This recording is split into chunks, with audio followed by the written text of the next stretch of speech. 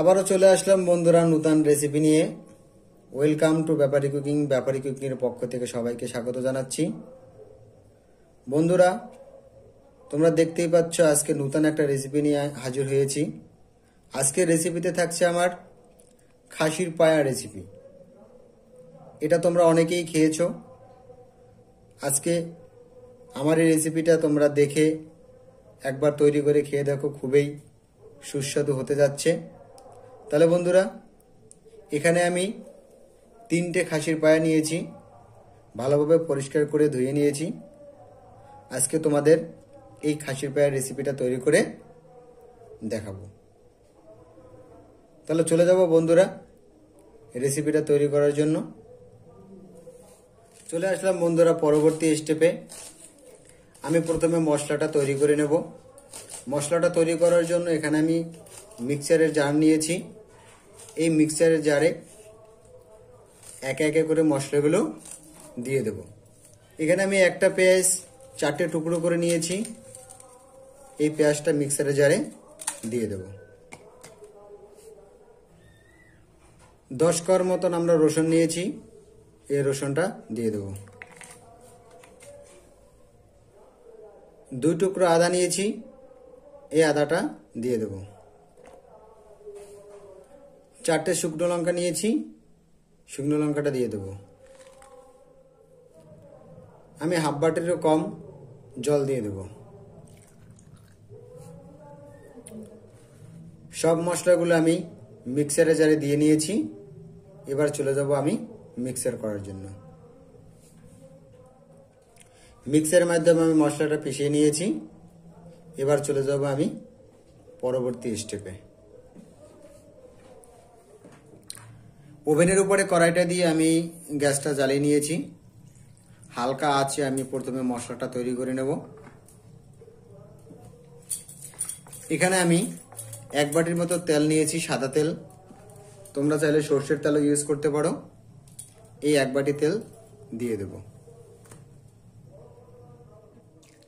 তেলটা গরম হয়ে গিয়েছে। এর ভিতর দিয়ে দেবো আমি গোটা জিরে। এখানে 1 চামচের মতন আমি গোটা জিরে নিয়েছি, জিরেটা দিয়ে দেব।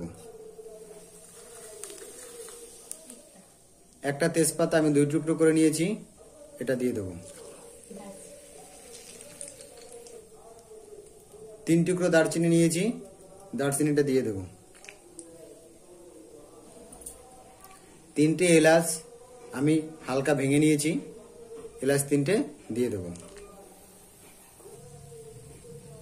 4টে লবঙ্গ, এই লবঙ্গ 4টে দিয়ে দেব। 5টা গোলমরিচ, এটা আমি দিয়ে দেব। আমি একটা পেঁয়াজ ভালোভাবে কুচিয়ে নিয়েছি, এই পেঁয়াজটা দিয়ে দেব। এবার সব মশলাগুলো আমি ভালোভাবে মিক্সড করে ভেজে নেব।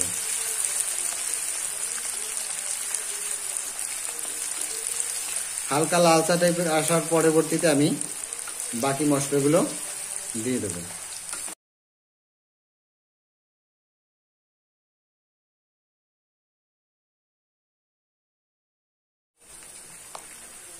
মশলাটা আমাদের হয়ে গিয়েছে। এবার এর ভিতরে দিয়ে দেবো বাকি মশলাগুলো। এখানে আমি যে মশলাগুলো মিক্সার করে রেখেছি, এটা একটা বাটিতে উঠিয়ে নিয়েছি। এই মশলাটা দিয়ে দেব।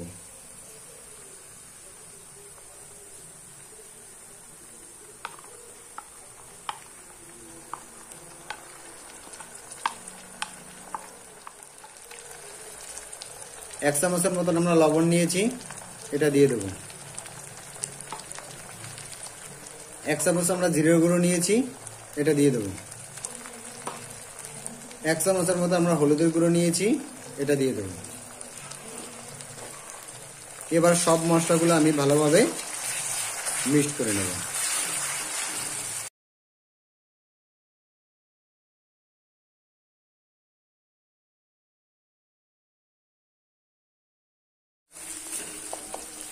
মশলাটা তোমরা যতটা ভালোভাবে কষিয়ে নেবে, খাসির পায়া রেসিপিটা ততটাই টেস্টি হবে।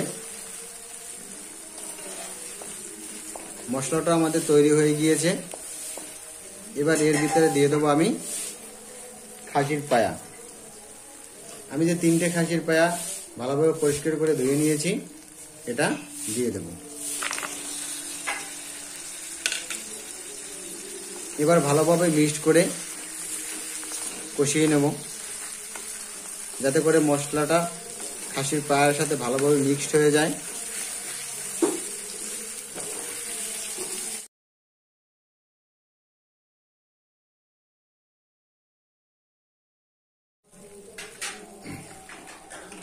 মশলার সাথে খাসির পায়াটা মিক্সড আমাদের ভালোভাবে হয়ে গিয়েছে।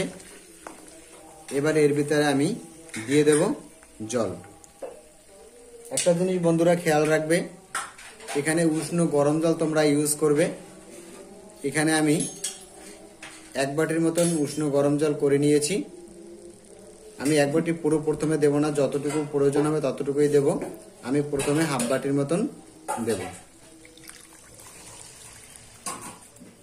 যতটা গ্রেভি তোমরা রাখবে সেই অনুযায়ী তোমরা জলটা দিয়ে নেবে। আমি আরেকটু জল দিয়ে দেব। আমি বাটির পুরো জলটাই দিয়ে দেব।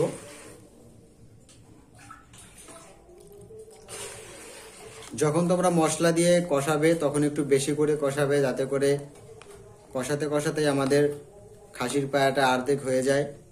পরবর্তীতে আমাদের অল্প সময়ের ভিতরে রেসিপিটা হয়ে যাবে। তাহলে বন্ধুরা, আমরা জলটা দিয়ে নিয়েছি। এবার আমি আবার গ্যাসের চুলাটা হাই ফ্লেমে করে দেব। হাই ফ্লেমে করে 5 মিনিটের মতন আমরা জাল করে নেব। 5 মিনিট পর আমরা দেখব যে আসলে পারফেক্টভাবে আমাদের খাসির পায়াটা হয়েছে কিনা। যদি না হয় তাহলে আমরা পরবর্তীতে আবার জাল করে নেব। তাহলে চলে আসছি আমরা 5 মিনিট পর। চলে আসলাম বন্ধুরা, 5 থেকে 7 মিনিট আমাদের হয়ে গিয়েছে। দেখতে পাচ্ছ বন্ধুরা, পারফেক্টভাবে আমাদের রান্নাটা হয়েছে।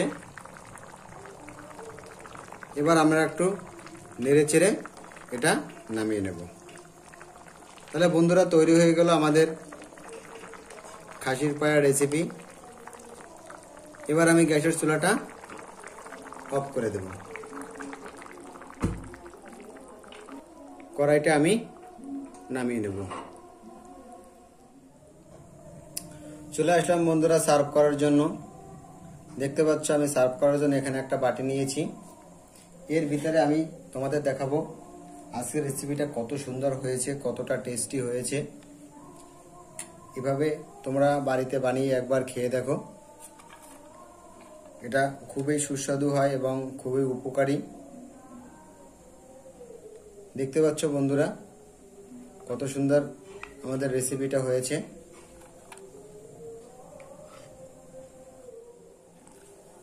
তাহলে বন্ধুরা, তোমরা যারা আমার ভিডিওগুলো দেখছো, প্লিজ প্লিজ বন্ধুরা আমার চ্যানেলটাকে সাবস্ক্রাইব করে দিও এবং অল ঘন্টি বাটন বাজিয়ে দিও, যাতে করে এইভাবে আরও নতুন নতুন রেসিপির নোটিফিকেশন তোমাদের কাছে চলে যায়।